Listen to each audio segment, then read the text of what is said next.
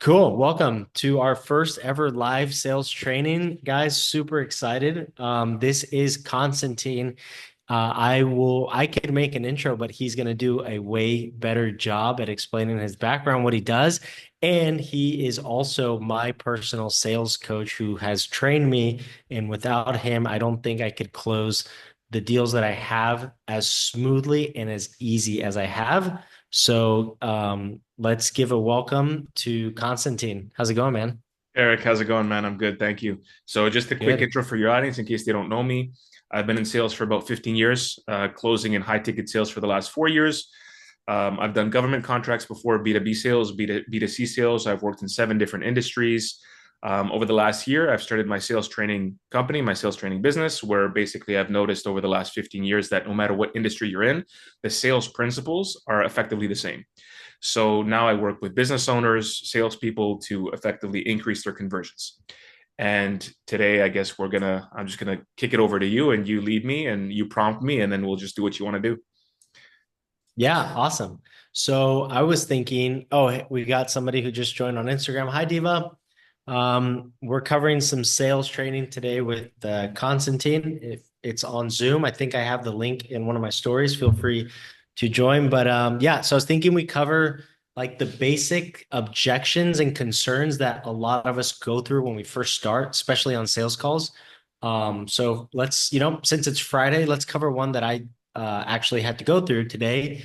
You get done running your program, whatever your offer is, and the client or prospect loves what you have to offer, but then they hit you with, "Can I get back to you on Monday?"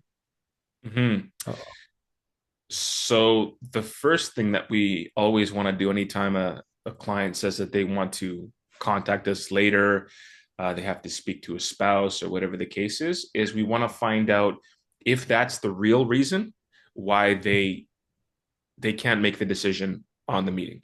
Because at the end of the day, if the power is not in their hands, if they can't make the decision, then it doesn't really matter what we say because the decision maker isn't on the call. Like let's say, for example, they don't have the funds, and they need somebody else to get the funds, or they have a business partner, and the business partner is the one typically who will do these types of meetings, and they need their input to make that decision. We have to ascertain that before we even get to that point. So oftentimes the solution to that problem is found at the very beginning of the call, which means we want to determine, does anybody else need to be on the call to be able to, help make a decision, help come to a conclusion? Does somebody else need to be there?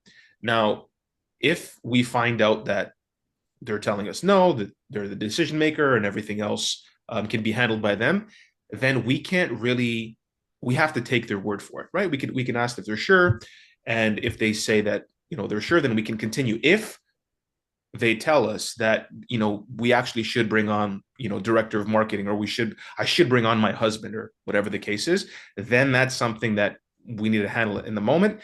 Talk to them a little bit more. So this is something that's not often talked about, is that yes, we want to reschedule a meeting to get the decision maker, the other person on the call, but we don't want to just end the meeting at that time because presumably we've already blocked off an hour on our calendar.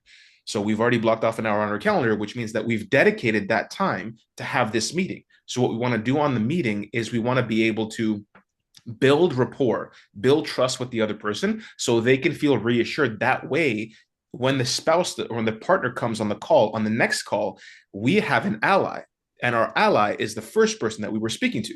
If we don't have that ally and we just reschedule immediately after 5 minutes, after 10 minutes, then really they're also kind of annoyed because they realize, okay, well, I guess I need the decision maker. I don't know who this person is yet, but we'll just reschedule the call. And so in their minds, they didn't receive any value. They don't have any rapport. So that's really important, is that when we're rescheduling the call at the beginning, when we find out that a partner or a spouse needs to be on the call, then we build rapport. We stay in the meeting and we build rapport with the person, which means we're getting to know them, we're figuring out what the problems are, we're chit-chatting a little bit because it's informal. We know we're not going to pitch and price drop, which means that we have a little bit more freedom to just breathe and relax. There's no pressure here because it's not actually a sales call. Technically, the sales call is going to happen later. So take your time, build rapport with this person, build a trust. That way you have an ally when you jump on the next call with the spouse. So let's say they throw that objection at you at the end, and they've already told you at the beginning that they don't need the partner or the spouse. At that point, you can reference the beginning of the call, because if you don't bring it up at the beginning, you can't, there's no reference point. So what we're doing here is we're now referencing, you're saying, well, so at the beginning, you mentioned that you wouldn't need, your spouse or your partner on the call. Like, what changed for you? Like, what's on your mind? And so we're getting them to really come clean with what is the real objection. Because if they were telling us that at the beginning because there was kind of an ego issue that they had, which means a lot of people, they tell you that they don't need any other decision maker, even though they do, because they feel insecure of the fact that they actually need another person on the call. So sometimes it's not a smokescreen, it's actually real. But then when money gets involved, that's when things get real. And so that's when they realize that I actually cannot make this decision without my spouse, without my partner, especially when we're talking about high ticket products in the thousands of dollar range. Typically, depending on the price range, no other people are going to be involved. But I'm assuming for a lot of the business owners, a lot of your audience, they're going to have packages ranging from a few thousand to like a few tens of thousands, right? So it really depends on that range. So at that point, you have to be able to handle that objection. So, first of all, isolate the objection, which means that you want to make sure that everything else aside, that is the main objection. So, what I'm trying to say here is you want to say, okay, so let's pretend like your spouse wasn't here, your partner wasn't here. How do you feel about the program? How do you feel about the process specifically? So, you want to just forget about what they said and focus specifically on what you just offered, right? Your product, your service, your package, everything that you just mentioned. How do they feel about that? If they tell you with certainty, like this is the thing, but I just need my spouse, then you know it's a spousal thing or it's a partner thing. If they're saying to you, yeah, I mean, it's pretty good, I just want to be able to talk to my spouse, you're like, okay, well, you said it's pretty good. So can you kind of rate that maybe for me on a scale of 1 to 10? Like one, it's this is not what I'm looking for at all, and 10 is this is the exact thing. This is the perfect thing. Well, yeah, about a 7. Then forget about the spouse. You have to deal with that first because they're uncertain about the process itself. So we have to deal with the process. We have to deal with the fact that they don't even know if this thing is going to work. So the spouse is irrelevant. So you deal with that first. We get that certainty, that buy-in, and then we can address the spouse later. Now, What do you I was just gonna segue in here real quick. yeah, These are all great points. I've come across this and what do you think of this answer? But typically when I get like the spouse concern coming up, hey, this let's say we build rapport, they love the program, they're ready to go in, but then they throw in the spouse. I really need to speak with my partner. Something I personally like to do is I always ask them as politely as possible, not questioning them, but I say, hey, just out of curiosity, what does your partner do? And generally, because of the rapport, they'll just tell me. They'll get excited. They'll tell me what they do. And then oftentimes, without realizing it, I, let them know, okay, so your partner does, I think one person, their partner was an attorney. So your partner's an attorney. So does your partner have any familiarity with online business or what specifically what we're working with you? No, they don't. That's why I'm going out to look for it. It's like, okay, so in your mind, do you think they're the best person to give you that feedback? Obviously, you want their feedback because of their love, and probably you guys make the best decisions together. I get that because that's what I do with my partner as well. And I ask them to make them feel that they're involved in the decision because now we're a unit. It's not just me. So I completely get why that question happens. However, are they the best person for the feedback? So if they say, no, babe, don't do this, do you think you should accept that and take that from because of the experience that they have? And they say, yeah, what do you think of that question? Oftentimes they go, wait, no, you're right. I'm like, okay, well, yeah. So there's something implicit in that question. I'm glad you brought that up because a lot of people think that sales is a bunch of different categories. So there's the objection handling over here, there's the pitching over here, there's the rapport over here. That's not the case. Everything is interconnected, which means you can only say something like that you just said if you've built enough rapport with the person, if they trust you enough, if the walls are down enough so that you can actually have an open and honest conversation.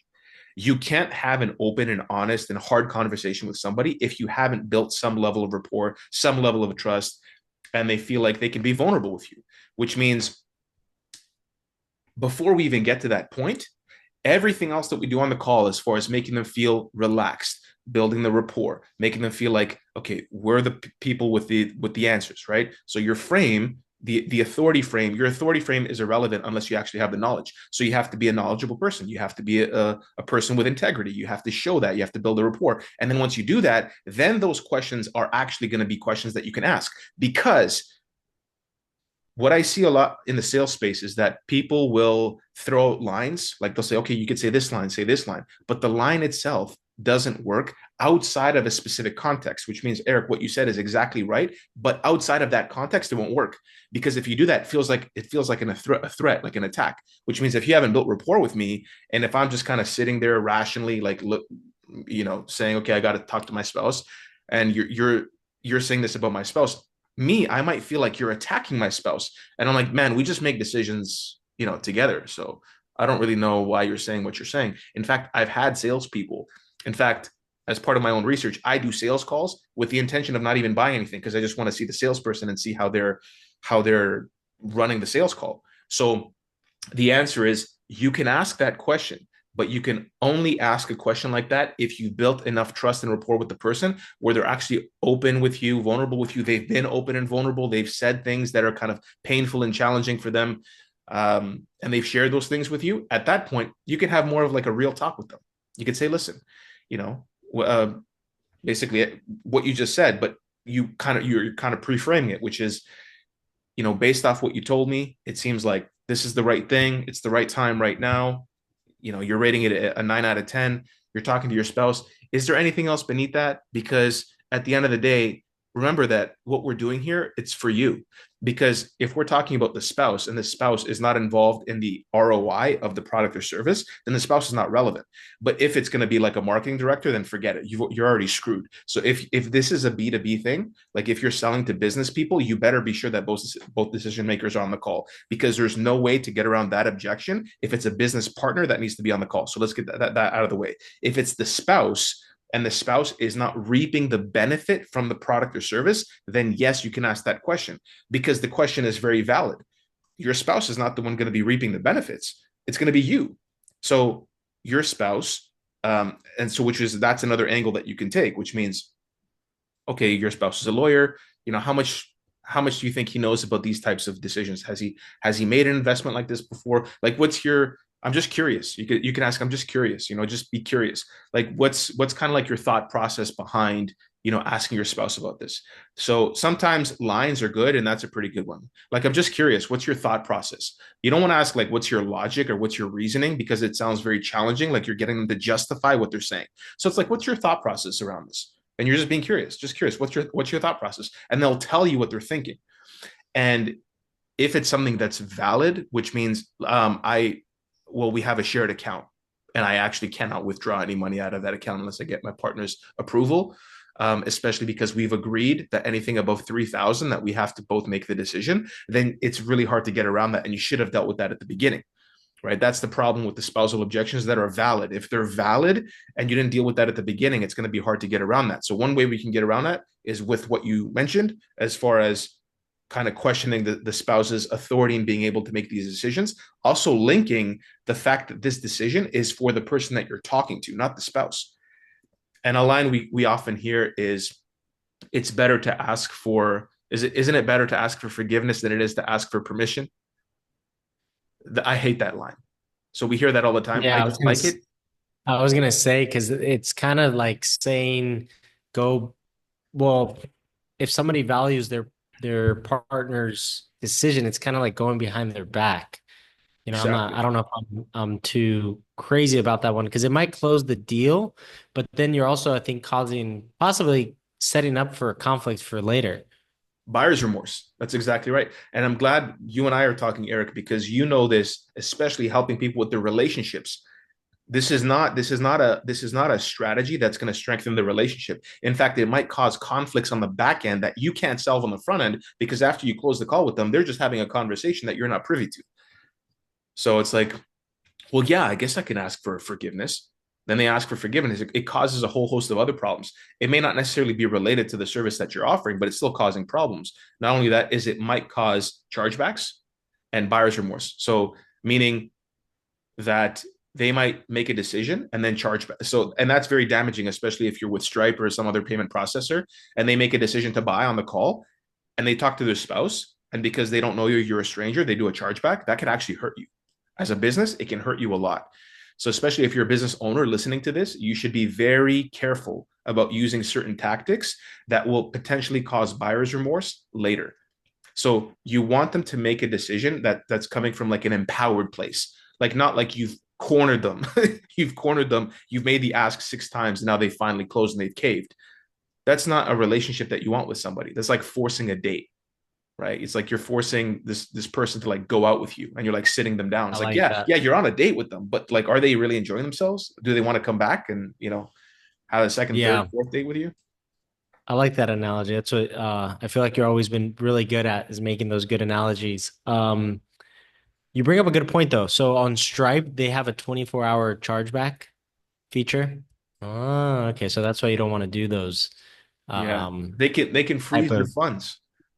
You damage Oh, your okay. score on spray. Like it's not a game. You can't play around with stuff like that with these types of tactics. So the best way to get around that is to really I like what you did there as far as like just kind of questioning the spouse. It's like, well, this is for you. Like, and what was your spouse doing? Oh, they're a lawyer. Okay. So you're making this decision. Like how relevant do you think their input might be? Again, that can come across a little bit challenging, but if you have rapport with somebody, they're gonna be more likely to you're going to be more likely to be able to quote unquote get Maybe, away with something like that, right? You have more maybe you can give freedom. it. Maybe you can give a suggestion on this, because you bring up a good point is, for example, there's usually an underlying purpose of each question, right? So my underlying purpose is really for the person that I'm going to be working with. They're always smart, right? Everybody's smart and kind of knows what to do. Sometimes you just need a flashlight to point out, that something that you're not seeing. So in this case, I'm just trying to say like, I can't say a stranger, so that's why I'm saying maybe you can suggest how to ask that question is like what I want to say is you're somebody who's very smart. You're not going to take advice from somebody who has no idea in that field. So why would you do it with your husband? That's basically the question that we're trying to get them to realize like, oh, like, so how would would you go in with that Yeah. straightforwardness? Or would you do it a little bit different? Yeah. How would you ask that question? It's different every time, almost every time. And the reason is because what you alluded to, and this is something that we work on together, which is that every time, if I'm coaching anybody, even other closers, is that I'm always focused on specifically what is the essence of their question? Like, what are they actually asking? Like, what are they actually concerned about?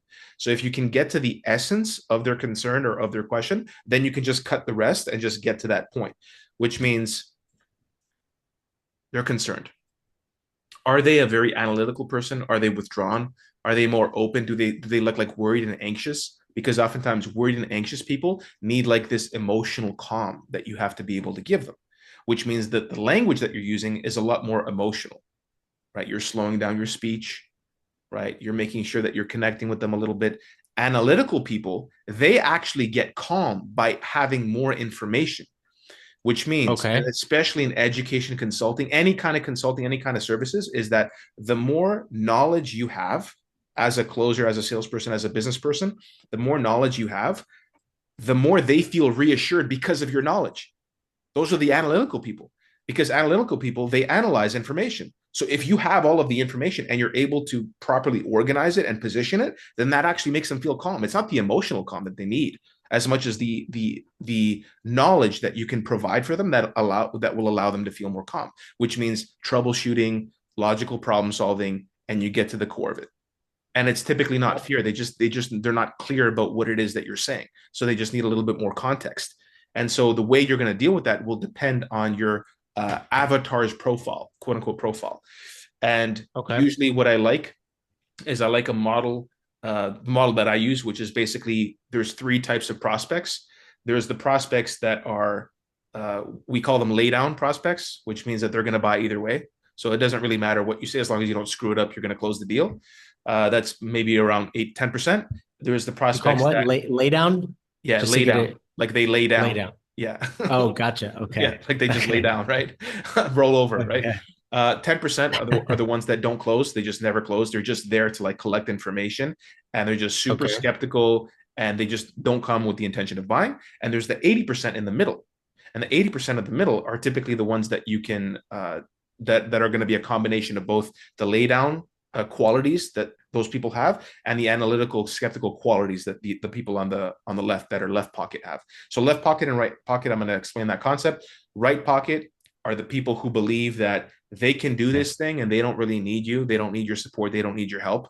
The people on the left believe that no matter where they go and what they do, they just can't do it. They can't be successful. They can't, like, it doesn't Mm, really matter that you're even there. So the people that are to the left, you have to you're make them feel that, hey, listen, you can do it. You have to encourage them a little bit more, give them a little bit more support to get them into the middle, which is the buying pocket. And the people that are on the right that believe they don't need you, you have to show them that there's so much out there that it's not actually possible for them to do it by themselves. Because of the fact of the matter is, if it was, they wouldn't be here with you because you're the expert, right? If they were the expert, they would have already done it. The only reason they're on the meeting with you is because they need help. So their actions are showing what their intention is. Forget about their words. Look at their actions. Where are they? They're in the meeting here with you, which means that they're looking for information, they're looking for support. That's why they're here. So you have to remember that as a frame. So which means that those people on the right, you got to get them a little bit to the left, which means the super skeptical people, the ones that have this kind of energy, you want to get them to open up and realize, oh, well, maybe I don't have the answers. Maybe I don't know. Maybe I do need the support. Because if they could do it themselves, they would have done it already. The people on the left are the people who just feel like, man, I can't do it. I'm just helpless. I don't know what to do. I'm lost. And you tell them, and then you start telling them stuff, and they just feel even more lost, even more confused, even more overwhelmed, which means with them, more information is not the answer because more information is just going to like drown them in a sea of information. So you have to be able to okay. simplify things and be able to kind of map it out that way. So the same applies when you're dealing with that objection. So when you're dealing with that objection, that you have to remember, who are you speaking to? What is your prospect avatar? Which means, what is their personality? Like, what is their character? And based off of their character, you're handling the objection in the relevant way that they could actually resonate with.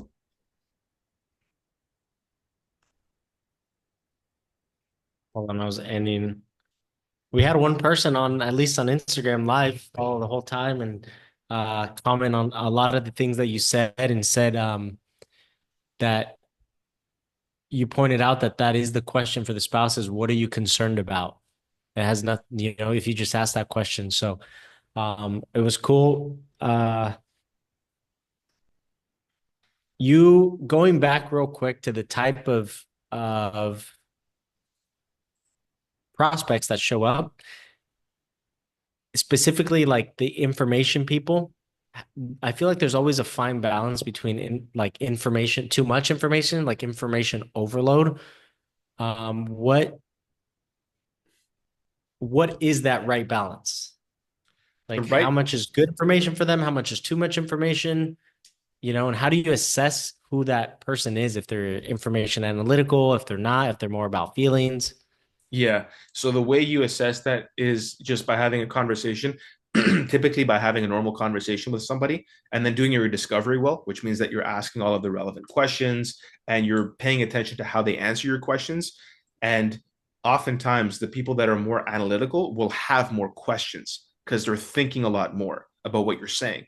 It doesn't mean that the people that are like more emotional or they're more social buyers or whatever the case is, they're not thinking, they are thinking, but they're kind of feeling a little bit more, and they're more concerned about being able to relate to you in a way that fulfills the human to human connection that they need. Analytical people, that is of course, necessary for them as well. They do want to feel that connection, but what they care about more is that you're the expert, right? You have the knowledge, you have the authority, and the only reason you have the authority is because you have the knowledge. I want to make that very clear. A lot of people get confused about frame and what frame Okay. means and authority means. Authority is not relevant unless you have information. Because if you have the authority frame, but you don't know anything, then that frame is going to collapse pretty quickly because they're going to find out that you don't know what you're talking about. So that's really important to know. Don't be full of crap, in other words. Exactly. Do not be full of crap, which means if you're in a business, if you own a business, if you're a salesperson, you better know, first of all, everything about your business and everything about your industry. That's very key. I want to stress that again. Know everything about your business, even if you work for somebody else, even if you're a salesperson for somebody else, You might think it's not your job to know about operations and this and that. No, know everything, because your people, the people that you're speaking to are going to have questions, and you're going to notice whenever you have a question that the other person feels like is not sufficient, because it's the reactions that you're going to get. They're going to be like, hmm, okay, So in other words, be prepared. Don't be prepared. Pay attention to their and reactions. I feel like you may have all the information ready, or um, if you don't, then prepare ahead of Yeah. time. Yeah. And if you don't, and you don't really know the answer to that, the right answer, and this is going to be more work. Everybody knows that things are work. Is not, you don't make up a bunch of BS or you deflect. Because if a person asks an important question for them and you deflect, because this is common sales practice, oh, you just get to the essence and you make them feel reassured, but you didn't answer the question. So if you didn't answer the question, they're leaving the call. They're getting to the end of the call with that box in their head still open. The box is still open. You haven't closed it. So the probability of them closing is extremely low, which means the best thing that you can do if you actually don't know the answer is that you can give the best answer you can possibly give. And if you know that it's the answer they need, which means it's quantifiable, like how many XYZ are in this program, or how much of this are you going to give me? And you don't know the answer to that, and it's a quantifiable thing that you have to provide, then the best thing to do is I'm going to find out, and I'm going to the best thing to do is schedule another meeting after that. You don't want to like communicate over email. That takes up a lot of your time. It takes a lot of energy. You have to track a lot of things. So the best thing to do is make a note of everything they need if you don't have the answers, and schedule another meeting. And the way you're incentivizing them to get on the other meeting is the fact that they're going to have a complete picture of what they're looking for, right? Because if they ask you to just send them an email, and you know it's going to be a long ass email and it's better for you to have the conversation, then you should just tell them. Typically, what I found works best with the people that I speak to is just so we're not chasing each other. We schedule a quick 10 minutes, 15 minutes on the calendar. So that way you can ask even more questions, because as a result of me answering all of these questions, you may have a few more. So it'll be more efficient for us to just hop on a quick meeting.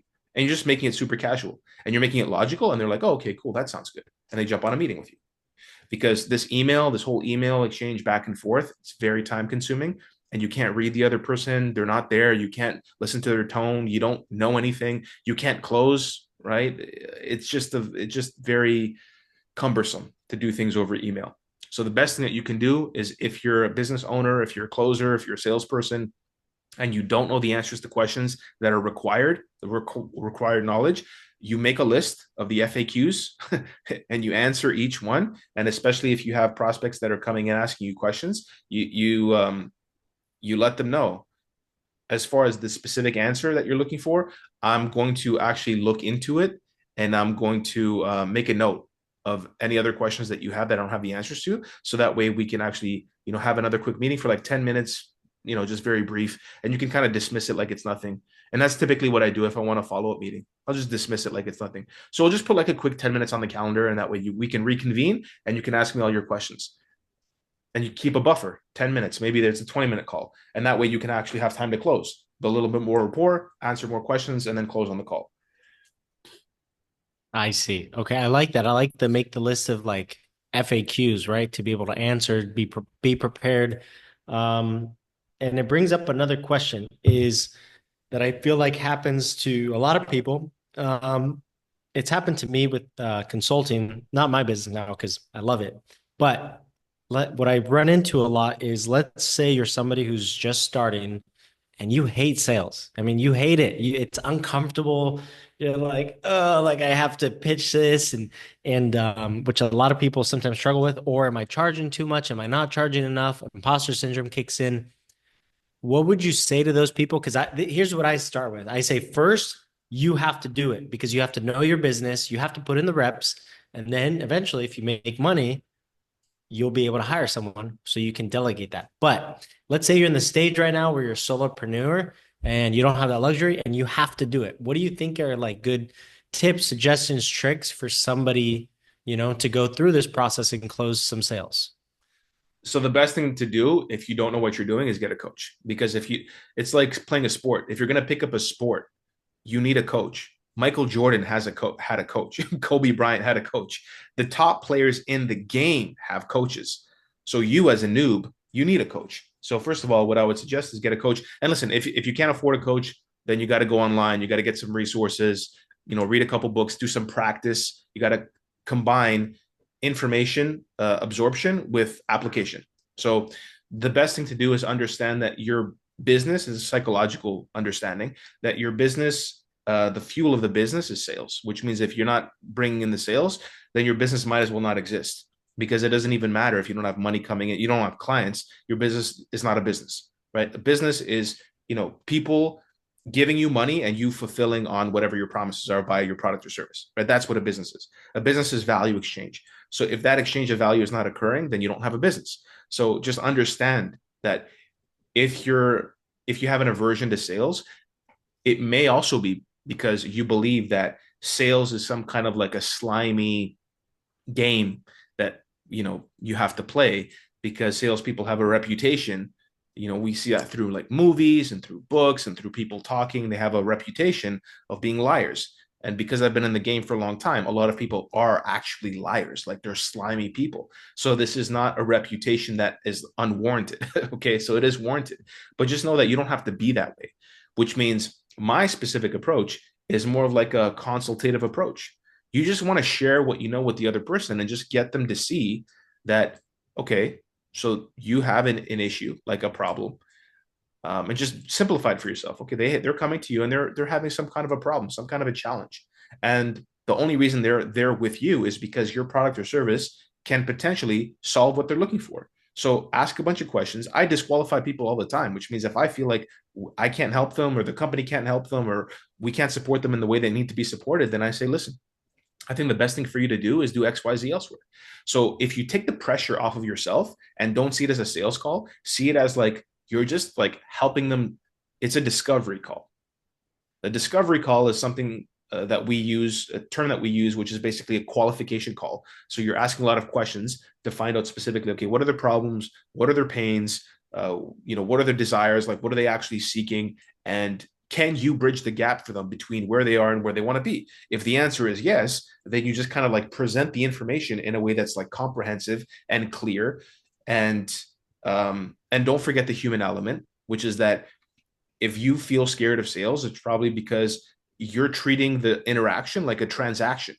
So when I get on calls, on sales meetings or sales calls, I don't treat it transactionally. The way I think about it is I prime myself by saying, how can I help this person in any way that I can? Let me just be able to help them, even if they don't qualify, financially qualify, or they don't qualify in some other way. How can I help them? So if you come to the sales meeting, to any meeting with what value can I provide? How can I help this person? Then it's going to take all the pressure off of you and thinking that you have to sell. Do you need a framework? Yes, you do. Do you need the right technique strategies? Yes, you do. Do you need to be able to build rapport and be able to have a good relationship with yourself so you can like project that onto the other person you're speaking to? Yes, you do. So all of these things are going to need to be in place. But at the end of the day, just have that frame in mind, which is first of all, you don't have a business if you don't have this exchange occurring, right? So if you're not making sales, there is no business. And number two, take the pressure off yourself by just coming to the call with the attitude of how can I help this person, right? Let me see where they're at. Let me see what their problems are, where their goals are. And if I can help them, then I could just show them how I can help them. And then there's all these like other tactics and strategies that we can talk about. But the easiest way to get over that hump is more psychological and less tactical. So lead with value. Yeah, lead with value always. Lead. Yeah. Okay. What this reminds me of too, how actually working with you, right? The first thing, get a coach. Guys, I got Constantine. He's awesome. He's the man. Get a coach, get Constantine. He's probably the reason why I have him on too. Live, as you guys know, live. My motto is low investment, high value. And you get that with Constantine. The level of knowledge and experience that you get with Constantine, you won't get anywhere else. I promise you that. Right. And right now, because it's not always going to be this way, hopefully, we'll look back a year later and, laugh and see where we started, the good times, and then where we end up and seeing, what you're charging then. So take advantage of him, take advantage of these opportunities, and it reminds me though of one thing that helped me like kind of shake my nerves was um, using the analogy of like going to a party and either if I want to make friends with someone that I thought's really cool, or when I was single and I saw somebody attractive and maybe I want to go out with, I want to invite them to dinner, you don't just walk up to them and say like, "Hey, you're cute, let's go to dinner," or "Hey, you're really cool, let's be friends." No, you warm up, you start talk, you say hi, you introduce yourself. You start maybe talking about the party, you talk about the people, you talk about the host, but you talk about a lot of things that you build a little bit of rapport. I feel like these sales calls is the same thing. You say hi, you introduce yourself, and then you just start flowing with the conversation. You get to know them a little bit more, and then you start to, I start to pick up things that I realize how I can help them, not just sell like I want to sell them my program. It's like, wow, this person really does need my help. And here's I can how I can help them and start providing free tips and I don't know what you call it, maybe in the sales world, but I call them like breadcrumbs. You leave them breadcrumbs because perhaps you might not close them when you first start. As you get better, you can close people within 15 minutes. But as you start, it may take two calls. So on that first call, what I always do is try to leave breadcrumbs. So at the end, when I recognize some problems or concerns, I will give them something for free right there because they realize like, oh wow, I want more. Like here's a breadcrumb, I want more. So then on the next call, it's more likely that you're able to close them. At least that's been in my experience. That's exactly right. Uh, You're giving them value, right? That's the key, which is that the approach that you're describing is a little bit similar to what I think it's been called this for many decades, the consultative approach to selling, which means that you're not there's many different approaches that you can take and it'll depend on your prospect. That's why typically speaking, when we talk about sales training, sales coaching, it always depends on the individual, right? Because a lot of what I'm saying, it sounds like it's all theory, you know what I mean? It's like, oh my God, I have to do all of these things. But when we're talking about coaching, it's not like, for example, if the coach is coaching a football team, it's not like they just coach everybody generally. What they do is they approach specific players and they're like, hey, listen, I'm seeing, this body motion. You're off the line a little bit, like you're a second too slow. So they're making specific tweaks based off of the individual person. So the best thing to understand is the same applies for your prospect, which means you're trying to find out what it is that your prospect needs. And your prospect, guess what? What do they all need? They all need some level of information, some level of like human contact. You got to be able to smile. Hi, nice to meet you. Constantine, what's your name? Okay, cool. Right? Just like in person, you shake somebody's hand, you smile, like these types of common things. And the breadcrumbs that you're talking about, it's information, right? They're kind of like information seeds, right? Breadcrumbs, it's a great analogy. I love it. So that's what you're doing because you're showing that, hey, you're a person who knows what you're talking about and you're giving them value. Because at the end of the day, think about it like this. If your prospect is considering four other companies and you're giving them the information and you're actually being able to, you're connecting with them and you're giving them insights that they haven't had elsewhere, then they're connecting everything that they can do in the future with you. So they're going to come back to you. They're not going to go to some other company because the other companies, they were just trying to do the typical sales approach. They're just trying to sell them, oh yeah, like pretending that they care about what you're saying and then pitching to you. And then you're like, okay, well, thanks for that.